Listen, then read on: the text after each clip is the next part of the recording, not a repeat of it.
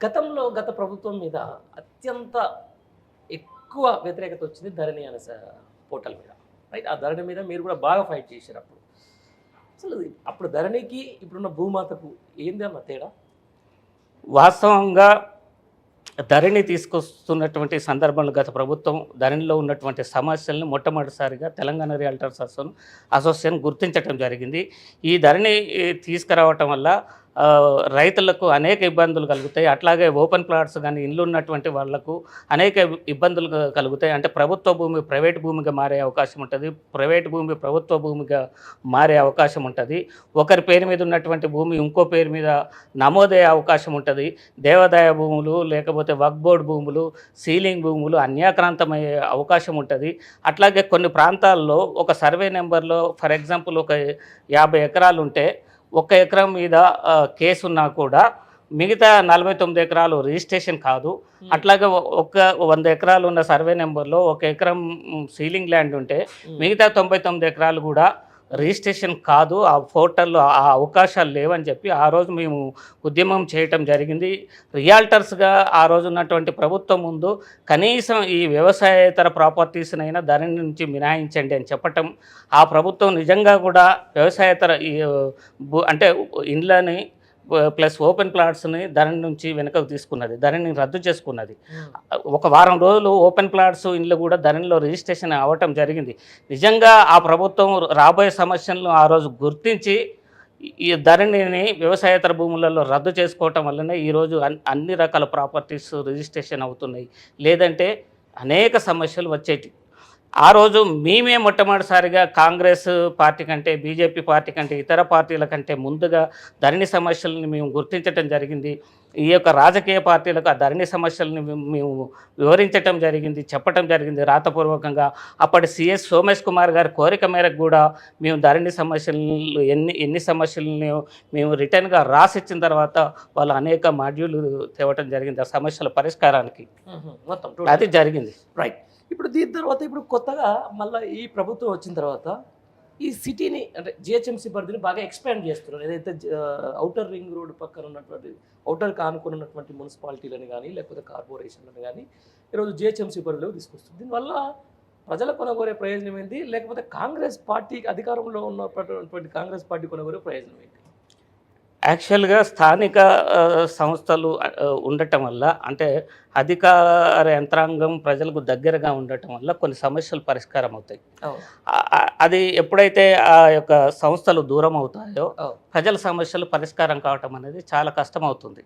GHMC ఇప్పుడు చాలా చుట్టూ ఉన్నటువంటి బోడుప్పలు, పీర్జాదిగూడ, ఇట్లాంటి బడంగపేట, మణికొండ ఇట్లాంటి మున్సిపాలిటీలను జిహెచ్ఎంసీలో కలపటం వల్ల ఏమవుతుందంటే పరిపాలన అనేది దూరం అవుతుంది, ప్రజల నుంచి దూరం చేసినట్టు అవుతుంది వాస్తవంగా. అయితే దానివల్ల ప్రజలపైన కొన్ని ట్యాక్స్ల భారం కూడా పడే అవకాశం ఉంటుంది. అంటే జిహెచ్ఎంసీ పరిధిలో మొత్తము భూముల మీద ఒకే రేటు నిర్ణయించవచ్చు. ఇప్పుడు ఫర్ ఎగ్జాంపుల్ నారపల్లి, గట్కేసర్ ప్రాంతాల్లో 2500 మార్కెట్ వాల్యూ ఉంటుంది. జిహెచ్ఎంసీలో దాన్ని కలిపితే ఒక్కసారి 20,000 పెరుగుతుంది. దానివల్ల ప్రజల మీద చాలా రేట్లు పడుతాయి, ట్యాక్సులు కూడా పెరుగుతాయి. జిహెచ్ఎంసీకి విలేజ్లకు చిన్న చిన్న మున్సిపాలిటీలకు తేడా ఏంటంటే ట్యాక్సులు తక్కువ ఉంటాయి చిన్న చిన్న మున్సిపాలిటీలలో కానీ గ్రామ పంచాయతీల్లో కానీ. అవన్నీ జిహెచ్ఎంసీ ఎన్నికల్లో జిహెచ్ఎంసీలో కలపటం వల్ల మొత్తం ఒకే రకమైనటువంటి ట్యాక్స్ విధించబడుతుంది. ప్రభుత్వ ఖజానా నింపుకోవడం కోసమే ఈ యొక్క ప్లాన్ చేస్తుందనేది మేము అనుకుంటున్నాం. అంతేనా? అంతే, ఇంకా అంతకు తప్ప ఇంకేముంటుంది, ఇంకా పెద్దగా ఏం లేదు. ప్రజలకు ఉపయోగం ఏముంటుంది దానివల్ల. బాగా ఫైట్ చేసేటప్పుడు గవర్నమెంట్ మీద నేను ఏమంటున్నా, ఇప్పుడు డిజిటలైజేషన్ అనేది మస్ట్ అండి. అప్పుడు బీఆర్ఎస్ గవర్నమెంట్ చేసింది కరెక్ట్ పని, దాని పేరు ధరణి పెట్టిరు. కాకుంటే అక్కడ రెవెన్యూ అధికారులు రైట్ పర్సన్స్ ఉండకపోవడం వల్ల, వాళ్ళు సరిగా పని చేయకపోవడం వల్ల ధరణిలో అనేక సమస్యలు వచ్చినాయి. డిజిటలైజేషన్ అనేది మస్ట్. వీళ్ళు ధరణిని ఆ రోజు రద్దు చేయొచ్చా అని నన్ను అడిగారు కాంగ్రెస్ నాయకులు. మేము అంటే వాళ్ళు రైతు డిక్లరేషన్ వరంగల్లో చేసినప్పుడు అనేక భూములకు సంబంధించినటువంటి విషయాలు నాతోటి చర్చించడం, వాళ్ళకి నేను చెప్పడం జరిగింది. డిజిటలైజేషన్ అయితే మనము ఖచ్చితంగా మీ ప్రభుత్వం ఏర్పడ్డా కూడా అది జరగాల్సిందే. ధరణి నేను రద్దు చేయలేరు. ధరణి పేరుని మాత్రమే రద్దు చేయగలుగుతారు.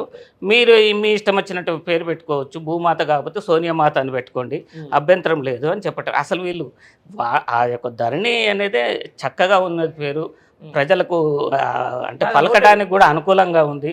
భూమాత అనేది అంత సూటబుల్ వర్డ్గా కూడా మేము భావించటం లేదు. దానివల్ల కాంగ్రెస్ పార్టీకి వచ్చే లాభం లేదు, ప్రజలకు వచ్చే లాభం లేదు.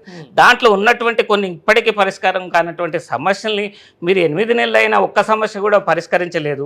ఆ సమస్యలు మీరు పరిష్కరించండి. ఉత్తగా ఏదో ఒక 5గురితోటి కమిటీ వేసి ఆ కమిటీ ఏం చేసిందో, ఎక్కడ సమస్యలు పరిష్కరించిందో కూడా ఎవరికి తెలియదు. ఇంకా కొన్ని లక్షలాది మంది రైతులు కలెక్టర్ ఆఫీసుల చుట్టూ, CCLA చుట్టూ ఇప్పటికీ తిరుగుతున్నారు. వాళ్ళ సమస్యలు పరిష్కారం కాలేదు.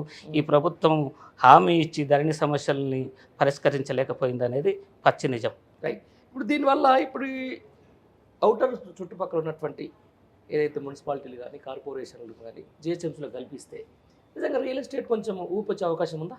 ఈ రియల్ ఎస్టేట్కు ఈ GHMCలో కలపడానికి అసలు సంబంధమే ఉండదు. రియల్ ఎస్టేటు డెవలప్ కావాలంటే లేదా రేట్లు పెరగాలంటే ఆయా ప్రాంతాల్లో మౌలిక వసతులతో పాటుగా ఉద్యోగ కల్పన అనేది చేయాలి. ప్రభుత్వం ఫలానా చోట మేము వరంగల్ రోడ్డులో ఒక ఇండస్ట్రియల్ కారిడార్, ఒక IT కారిడార్ను మేము అక్కడ పెడుతున్నాము అని చెప్తే అక్కడ రియల్ ఎస్టేట్ గ్రోత్ అవుతుంది. గత BRS ప్రభుత్వం ఆ పని చేసేది. రియల్ ఎస్టేట్ని ఎప్పటికెప్పుడు పడిపోకుండా హైప్లోకి తీసుకొచ్చేది. ఈ ప్రభుత్వం వచ్చిన తర్వాత అది చేయలేకపోతుంది. అక్కడే రియల్ ఎస్టేట్ ప్రస్తుతం డల్గా ఉంది. రియల్ ఎస్టేట్ డల్గా ఉండటం వల్ల అనేక వ్యాపారాలు కూడా డల్గా ఉన్నాయి. ప్రజల చేతుల్లో మనీ రొటేషన్ కావడం లేదు. ఖచ్చితంగా ఈ ప్రభుత్వాన్ని మేము డిమాండ్ చేసేది ఏంటంటే రియల్ ఎస్టేట్ వ్యాపార అభివృద్ధి కోసము మీరు చర్యలు చేపట్టాలి, లేకపోతే రియల్ ఎస్టేట్ చాలా దారుణంగా పడిపోతుందని చెప్పి ఈ ప్రభుత్వాన్ని మేము తెలియజేస్తాం. ఇప్పుడున్న ముఖ్యమంత్రి రియాల్టర్ కదండి, ఇదంతా ఆయనకు తెలిసిన విషయం ఏంటంటే ఆయనకు రియల్ ఎస్టేట్ అనేది ఆయన స్వయంగా ఏదో లేఅవుట్లు చేసి ఇంకేదో చేసి పేద మధ్యతరగతి ప్రజలను దృష్టిలో పెట్టుకొని చేసిన వాళ్ళు కాదు వీళ్ళంతా. వీళ్ళు కార్పొరేట్ రియల్ ఎస్టేట్ సంస్థలు వాళ్ళు. వీళ్ళు హైప్ చేస్తారు. ఎట్లంటే ఆడ 100 రూపాయల గజం ఉన్న కాడ వీళ్ళు 1000 రూపాయల గజం అమ్ముకొని తినేటట్టు ప్రజలను దోసుకునేటటువంటి రియల్ ఎస్టేట్ సంస్థలు అవి, కార్పొరేట్ సంస్థలు. వాళ్ళకు మద్దతుగా ఉన్నటువంటి వాళ్ళు, వాళ్ళలో భాగస్వాములు, అట్లాంటి సంస్థలని వీళ్ళు నిర్మించుకున్నటువంటి వ్యక్తులు. వీళ్ళు మామూలు ప్రజల కోసం ఏమి చేసినటువంటి దాఖలు లేవు. ఆయన రియల్ ఎస్టేట్ వ్యాపారే, కానీ కార్పొరేట్ రియల్ ఎస్టేట్ వ్యాపారి. మళ్ళీ ఒకటి ఉందా ఇంకా? అవి దోపిడీ సంస్థలు. అనేక కార్పొరేట్ రియల్ ఎస్టేట్ సంస్థలు ప్రజల్ని దోచుకొని చేతులు ఎత్తేసిన సంగతి మనం చూసినాం. అంతేనా? వీళ్ళంతా ప్రీ లాంచ్ ఆఫర్ల మీద అమ్ముతారు. ప్రీ లాంచ్ ఆఫర్ అనేది మోసం అన్నట్టు. అంటే వీళ్ళు పెట్టుబడి ఏముండదు, ప్రజల డబ్బులతోటే వీళ్ళు అక్కడ వ్యాపారాన్ని కొనసాగిస్తారు. అంతే. వీడిది రూపాయి ఉండదు. ఒక కార్పొరేట్ లెవెల్లో మంచి ఆఫీస్ పెడతాడు, హైప్ చేస్తాడు. ఇక్కడ ఈ టవర్లు వస్తున్నాయి, ఆ టవర్లు వస్తున్నాయి, వాళ్ళకి అరచేతిలో స్వర్గం చూపిస్తారు. ఆడ వీడికి 1000 రూపాయలకు గజం పడితే ఆడ 3000 గజం లాగా అమ్ముకునేటటువంటి సంస్థలు అవి. అట్లాంటి సంస్థలలో ముఖ్యమంత్రి, ఇతర మంత్రులు, ఇప్పుడు ఉన్నటువంటి ఎమ్మెల్యేలు వర్క్ చేసినటువంటి వాళ్ళు.